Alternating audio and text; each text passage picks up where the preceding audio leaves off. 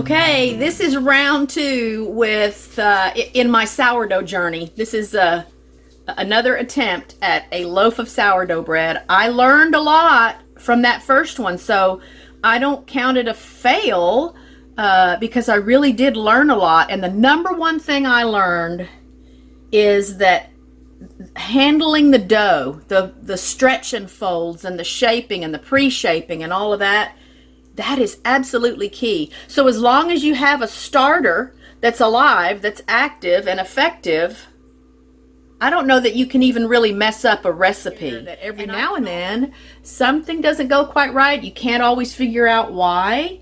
So, but I think I did figure out why that first loaf didn't turn out like I wanted it to turn out and like it should have turned out. And it just had to do with not having enough experience with handling the dough, with building dough strength and the bonds that the bread needs to be able to, hold its shape and maintain its shape. And so ignorance is bliss, things that I'm sure some of you that are experienced sourdough bread bakers could look at in that video and go, oh, that's not going to work. Oh, she doesn't realize it's not supposed to do that. So I realize that now, and I definitely focused more on the handling, the working of the dough. That's how I should say it, working the dough. So here is part 2 of my sourdough journey, my second ever sourdough bread loaf.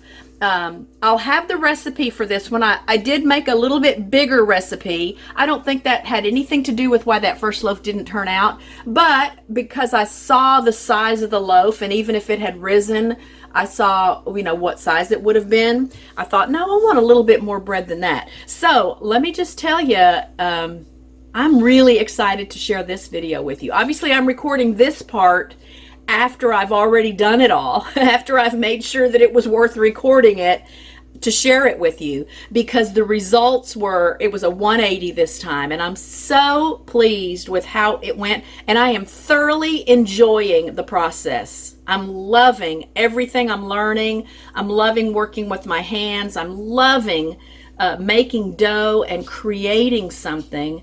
And I think you'll like what I did this time. I'm really tickled with just even the aesthetic of it, the way this one turned out. So watch and learn. I would say ask me questions, but I'm not going to pretend like I know enough really to walk anyone else through it. You can watch that first video so you know what not to do, and then this one maybe you can see the differences, and I'll talk about those as you're watching what I've put together here for you today. But give it a try. Give it a try. It's fun, it's healthy, it's therapeutic, and I am going to be baking a lot of sourdough bread from now on, let me tell you that. So let's get started with how this attempt went, and I hope you enjoy it. All right, this is after I've done the pre-shape. So if you want a video on the stretching and folding and pre-shaping, I can do another video on that. But this has been resting on the counter for about 30 minutes, and I am ready now to do the final shaping. One of the things I learned by not doing it right the first time is that I don't need so much flour on the counter. So that's another secret for you. Less is more. By having less flour on the counter, after I've done some of the, first steps of getting my final shaping done, I was able to create more resistance with the dough against the counter. And it's this resistance that results in stretching of the surface of the dough.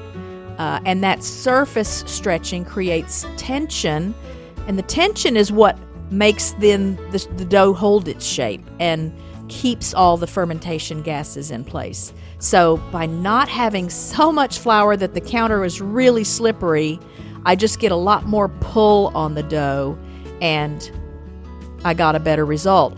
I also rolled it in a combination of whole wheat flour and cornmeal so that I didn't have the disaster of having my dough stick to the proofing dish that I used last time. Now, I didn't have any proofing bowls with the first attempt. I did order some tools from Amazon, and those do make a nice difference. They're not required, but I think for new people, maybe it helps a little bit more. So I'm just going to add a little more of that flour and cornmeal mixture around the edges so that as this dough rises and comes into contact with more of the bowl, it won't stick. That really was a sad experience for me with the first loaf. And ooh, check out the nice bubble here. That just means we've got good fermentation happening, and we're actually making a sourdough loaf.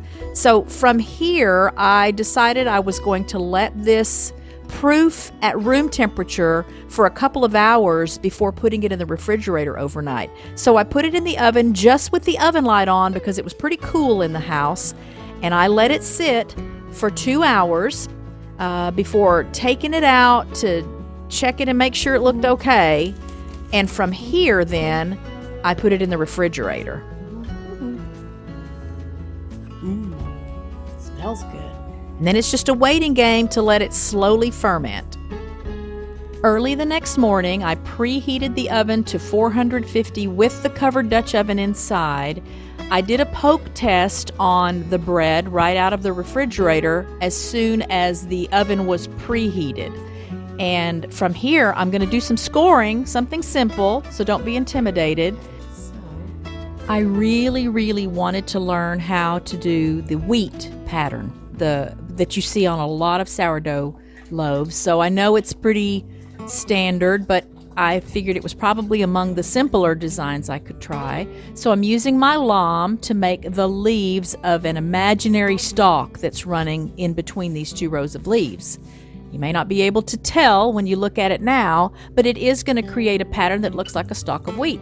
Then I'll finish off with my primary score. Scoring is important so that the bread has an opportunity to rise in a controlled manner and not just come out this weird blob because it didn't have enough places to release the pressure from the steam and the heat. I'm going to repeat that leaf pattern on the other side, and once I'm finished with this, it's going into the Dutch oven to cook for 25 minutes at 450 degrees with the lid of the Dutch oven on. Okay, so it has cooked now for 25 minutes at 450 degrees with the lid on the Dutch oven. The next step is to take the lid off, but let's check the oven spring. Oh my goodness. Yes, this is what you're looking for. And see how the scoring then allowed that space to open in a uniform manner so that it's so pretty. So now it's going to cook for 25 minutes with the lid off. And now it has finished the 25 minutes without the lid, still at 450 degrees this whole time. And I'm going to leave it now with the oven off and the door of the oven cracked, and just let it rest in there for another 20 minutes. This helps to cure the crust so that you get that crispy, crunchy, beautiful sourdough crust. Like that. I was so excited at how this loaf turned out. It already was the complete opposite of my first attempt at a loaf of bread. Look at how beautiful and golden that is. It's perfectly crispy, and we just need to get it transferred now onto this cooling rack so that it can cool. As tempting as it is to want to cut into it right away, especially because I see how different it turned out from the first loaf, it's important to let it cool. There are still some internal things happening with the loaf, and those processes are not complete until it's had time to fully cool. So I'm just going to leave it here for a couple of hours and then come back and check and make sure that it's cool enough to make my first slice and do a taste test. All right.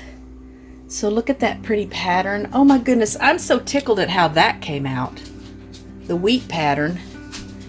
And then this is called, this is called an ear. So nice. Listen to how nice and crunchy it is. The bottom is just right. It didn't burn on the bottom.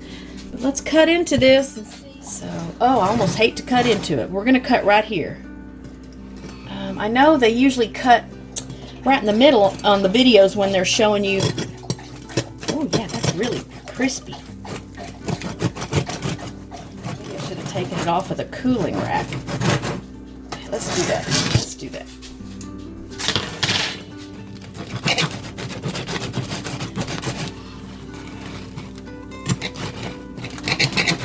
That crust has a lot of personality.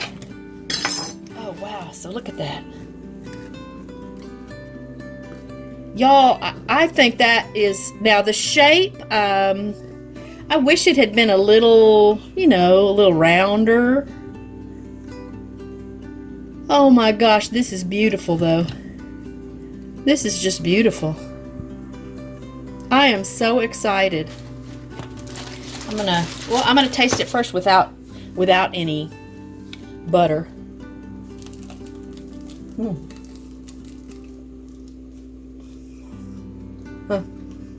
Beautifully chewy. Oh my goodness. I'm gonna put a little butter on here. Put a little butter on here. I only use real butter.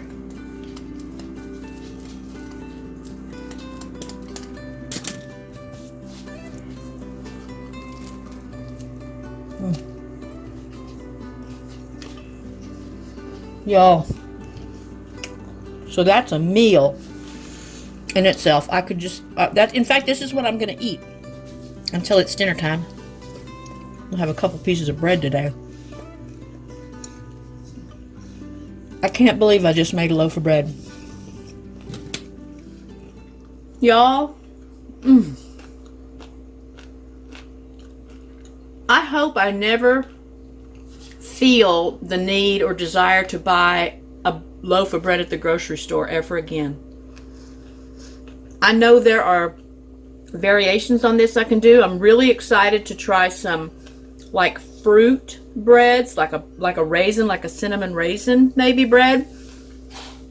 I've seen a YouTube video for a recipe for sourdough chocolate chip cookies. Who knew? Anyway, I am just beyond thrilled with how that turned out. Look how beautiful that is, right? You sourdough people, sound off. Let me know. I mean, I know there's always going to be room for improvement. I don't expect to ever make the perfect sourdough loaf, but I do expect now to make the perfect loaf for me, the perfect loaf for my family. And I will be investing in a Dutch oven because I really think that creates that beautiful texture, that crust. Oh my goodness, I just think it really is a great tool. And I am pleased to say that the silicone proofing bowls, that was awesome. That was awesome. So these came in a set of two. There's that round one, and then there's an oval shaped one. I'm so tickled that I got my digital scale. Again, I think I probably will get to a point where I can just eyeball this stuff. I hope so. That's how I cook everything else, but we'll see. So I just want to thank you for tagging along. Thank you for those who have, sent me messages or commented to give me some encouragement and help me stay motivated to stick with it, because the payoff was today. This is just beautiful. I just can't get over how amazing this experience was. And the bread is delicious. It tastes as good as it looks. So again, I'm going to continue practicing. I'm going to continue honing my skills. And next up for me in efforts to do that, I'm going to be baking bread for some of our neighbors. So the neighbor that loaned me her Dutch oven, I'm going to bake a loaf of bread for her. And then the neighbors with the two little girls that live just to the north of us, they came by last night, FYI, to see the duck eggs. They came by and made sure to tell Mom, come by after it's dark so that we could turn the lights off, and I candled those eggs for them, and the little girls had the best time watching the little ducklings that are forming inside because they're moving around a lot. And so that was really fun for them, and they got to feed Yancey. our turtle Yancey.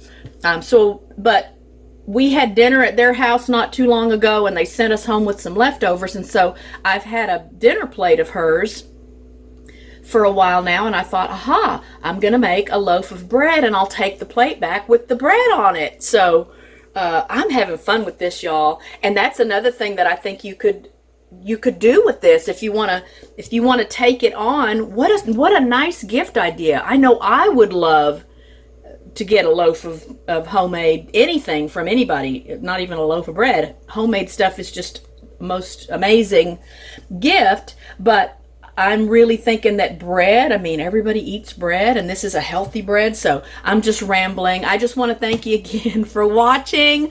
If you liked the video, please give it a like. Feel free to share it. Again, it might encourage someone else that's just starting out on this journey as well. If you have not already subscribed to the channel, I would be really honored to have you do that and help me continue to grow my little YouTube family here.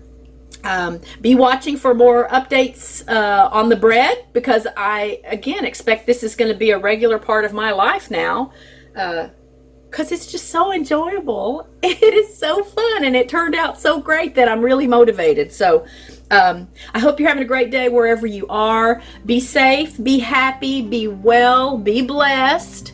I love you all, and I will see you in the next video. Bye, friends.